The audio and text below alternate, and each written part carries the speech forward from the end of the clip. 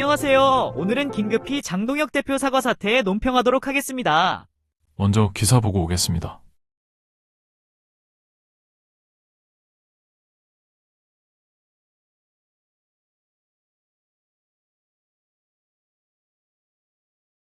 (2026년 1월 7일) 갑자기 장동혁 당대표가 긴급히 계엄에 대해서 사과를 하였는데, 이게 보수적인 유권자, 특히 윤어게인을 외치며 장동혁 대표를 믿고 기대를 걸던 사람들이 크게 실망하는 일이 있었습니다. 윤어게인을 외치는 사람들은 장동혁 대표를 지지했던 이유가, 대표가 되기 전 장동혁 대표가 했던 말들이 윤어게인을 외치는 사람들에게 공감하고 같은 가치관을 공유하는 것처럼 보여서 지지를 했었단 말이야. 이게 진심이었다가 국힘 내 기득권의 압력에 굴복한 건지, 아니면 처음부터 그냥 지지를 얻기 위해서 연기를 했던 건지는 저는 모르겠습니다. 그런데 전자든 후자든 윤어게인을 외치는 사람들에게 있어서는 배신과 다를 바가 없죠.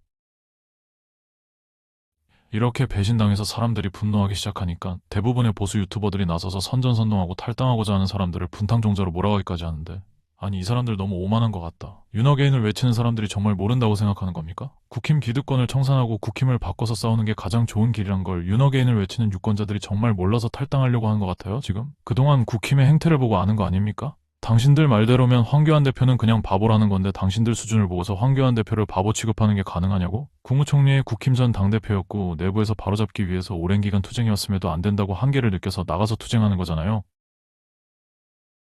아니 뭐 그래요. 황교안 대표도 과거에 실수를 좀 하긴 했습니다.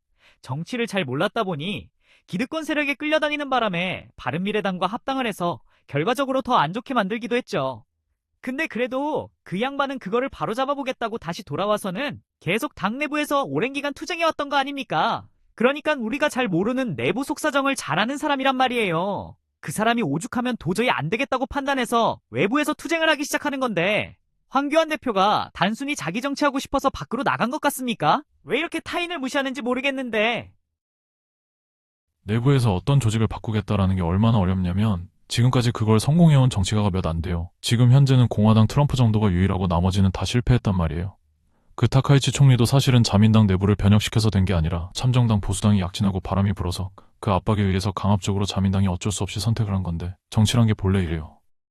해달라고 해주는 게 아니고 하게끔 만드는 게 중요한 건데, 내부에서 투쟁을 해서 그게 가능하겠냐고. 기존 기득권이 멍청하게 그걸 그냥 지켜보고, 아니면 그 사람들이 무슨 정의감이 있어서 자기 권력을 기꺼이 내주겠냐고. 말 같지도 않은 소리를 하고 있다니까. 내 귀에는 범죄자를 말로 잘 교화시키겠다라는 미친 말로밖에 안 들리는데, 말로 해서 끝날 문제였으면 내 생각에는 대통령이 탄핵당할 일도 없었을 거고, 국민의힘이 저렇게 정신 나가기 전에 당원들 목소리를 들었을 거라고. 아니, 뭐 다 양보해서. 그래, 생각이 다를 수 있어. 자기는 할 수 있다고 믿을 수 있고 실제로 할 수 있을지도 모르지.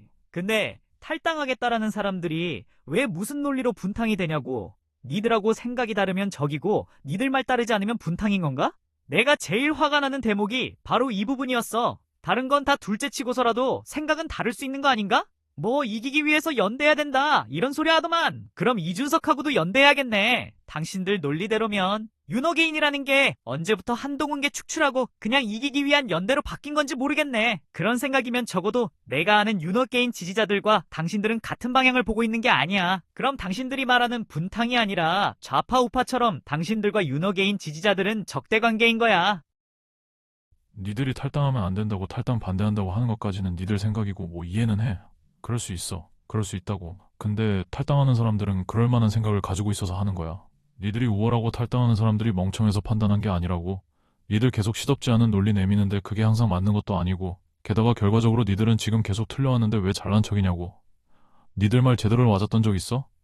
그렇게 국힘 믿어서 지금 결과가 이래? 진짜 잘났네? 니들 말대로면 왜 유럽의 보수들은 기존 보수정당 개혁 안 하고 일본의 보수당 참정당은 왜 생기냐? 107석이 어쩌고 한동훈 이준석이 어쩌고. 니들은 그 107석이 아니면 윤어게인 안 된다고 생각하는 것 같은데. 그거는 알겠는데 탈당하는 사람들은 그게 아니라고. 그 사람들은 국힘도 개혁의 대상일 뿐이지 이용해야 될 대상이 아니라고. 물론 내부에서 개혁하는 게 가장 좋고 빠른 길이지만 그게 안 되겠다고 이번 장동혁 대표 사과를 통해서 통감한 거라고. 적어도 니들이 윤어게인을 외친다면 생각은 다를 수 있어도 그걸 이해해야지. 분탕 취급한다면 애초에 바라보는 방향 자체가 달랐던 거다. 니들은 그냥 국힘 기득권이 잘 되길 바란 거야. 좌우지간 당신들 생각은 알겠고 이해는 하지만 더 이상 사람들의 생각을 이래라 저래라 선동하지 말아라.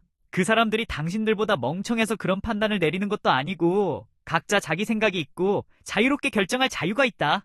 사람들을 노예로 만들지 마라. 지금까지 그렇게 노예가 돼서 지금처럼 어려워진 건데 아직도 그걸 이해 못하고 이겨야 되니까 한동훈이면 안 되니까 이준석이면 안 되니까 이거 대체 몇 번째 반복하려고? 당신들이 책임질 수라도 있나?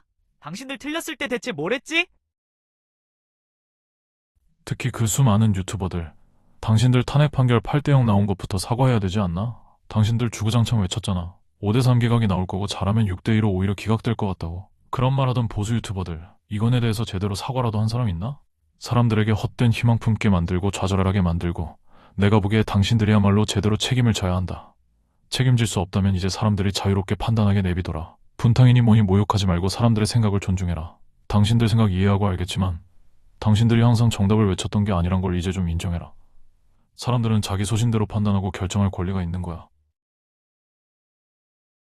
자, 이제 문제가 된 사과 전문 좀 잠시 보고 오겠습니다. 그 중에서도 사과에 대한 부분은 일단 도려내고 핵심적인 부분 3가지 좀 잠시 짚어보도록 하겠습니다.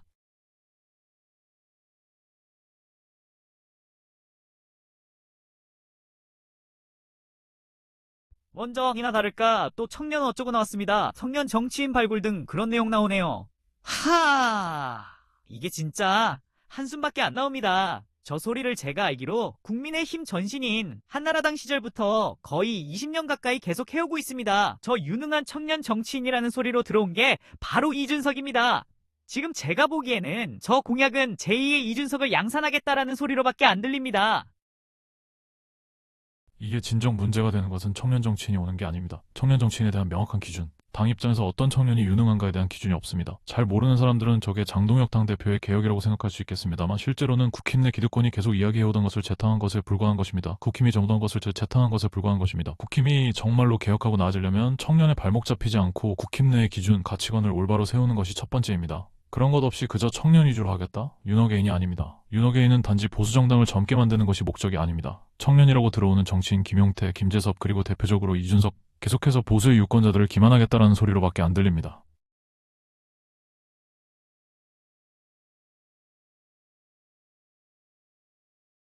그 다음에 나온 공약이 전문가 어쩌고저쩌고입니다. 이것도 앞에 청년 얘기와 비슷합니다. 전문가랍시고 사상적 성향 자체가 다른 사람이 들어온다면 그게 대체 무슨 의미가 있습니까? 지금의 사태는 전문가가 나서서 해결할 수 있는 것이 아닙니다. 전문가라고 들어오지만 실질적으로 사상적 기반이 다르다면 지지층과 계속해서 분열만 나게 될 겁니다. 무엇보다 지금 윤호개인을 외치는 지지자들이 원하는 공약이 아닙니다. 지지자들은 한결같이 국힘 내 기득권을 청산하고 올바른 가치관을 가지고 있는 사람들을 중심으로 당이 개편하는 것을 원했던 것입니다. 전문가란 이름으로 지지자들을 우롱한다면 과연 그게 앞으로도 먹힐 것이라고 생각합니까? 듣기 좋은 소리로 현혹하는 게 언제까지 통할지 과연 지켜볼 일입니다.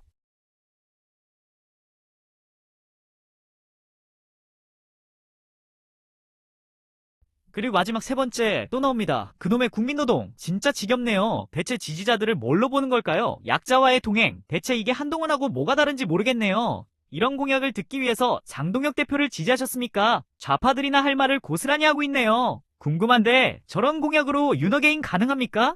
국힘 내에 기득권 청산하는 게 가능합니까? 나라를 바로 세우는 게 가능합니까? 제 머리로는 도저히 불가능해 보이는데요. 저 정책의 흐름만 봐서는 조만간 이준석과도 연대하겠군요. 장동혁 대표에게 뭘 얘기해봐야 듣지도 않을 테니 장동혁 대표를 지지하던 윤호개인을 외치던 보수분들에게 얘기하겠습니다. 다시 한번 묻고 싶습니다. 저런 쓰잘데기 없는 공약을 듣기 위해서 장동혁 대표를 지지하셨습니까? 저런 공약으로 이기는 게 가능하겠습니까? 아니 이인다 한들 제2의 민주당 정권과 같다면 그게 당신들이 바라던 윤호개인이었습니까? 다시 한번 잘 생각해 보시길 바랍니다. 지금의 국힘에 기대어서 당을 개혁하고 나라를 바로 세우는 게 정말 가능한 일인지 107석 이기는 것에 집착하지 말고 정말로 해야 되는 게 무엇일지 한번 다시 생각해 보시길 바랍니다. 오늘 긴급히 장동혁 대표 사과 내용에 대해 긴급 논평 진행했습니다. 다소 과격하게 진행된 점 사과드립니다. 다만 저는 여러분이 자유롭게 판단하고 행동했으면 좋겠습니다. 누군가의 말에 종속된 노예가 아니라 한 사람의 자유인으로서 생각하고 판단하고 행동하고 책임지며 살았으며 합니다. 이후에는 베네수엘라 침공 사태를 마무리하고 이란, 멕시코 등 다시 국제정세에 집중해서 방송하도록 하겠습니다. 시청해주셔서 감사합니다.